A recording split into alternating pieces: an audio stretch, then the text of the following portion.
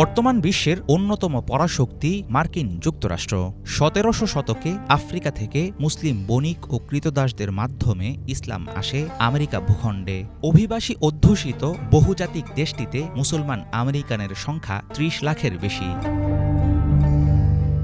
ইসলাম ধর্মাবলম্বীরা সংখ্যালঘু হওয়া সত্ত্বেও ধর্মীয় নিয়মকানুন ও বিচিত্র ঐতিহ্যের মিশেলে যুক্তরাষ্ট্রে পালিত হয় পবিত্র মাহে রমজান। মহানবী সাল্লাল্লাহু আলাইহি ওয়াসাল্লামের সুন্নত অনুসরণ করে ইফতার শুরু হয় খেজুর দিয়ে।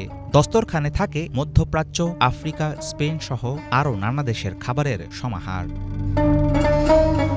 ছোলা, তাহিনি, লেবু এবং রসুন দিয়ে তৈরি মধ্যপ্রাচ্যের ঐতিহ্যবাহী খাবার হুমাস যুক্তরাষ্ট্রের ইফতারের একটি নিয়মিত পদ। সাথে পরিবেশন করা হয় ধোয়া ওঠা পিটা রুটি। হালকা খাবার হিসাবে খাওয়া হয় মাংস, সবজির পুর দেয়া মুখরোচক সামোসা। মুরগি, ভেড়া বা গরুর মাংস ও সুগন্ধি চাল দিয়ে রান্না করা বিরিয়ানি, মসুর ডাল, সবজি ও অ্যারোমাযুক্ত মশলা দিয়ে তৈরি ল্যান্টিন স্যুপ, তাহিনি সসের সাথে মিশিয়ে পরিবেশন করা ছোলা ভাজার পদ ফালাফেল এখানকার ইফতারের কিছু পছন্দের খাবার। বিশ্বের বিভিন্ন দেশ থেকে প্রতি বছর যুক্তরাষ্ট্রে পড়তে আসে অসংখ্য শিক্ষার্থী, যাদের একটি বড় অংশ মুসলমান।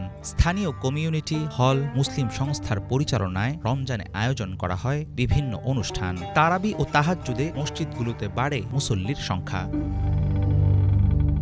মার্কিন সমাজে চলমান অস্থিরতা, ইসলাম বিদ্বেষী মনোভাবের মাঝেও এখানে বাড়ছে ইসলামের প্রসার।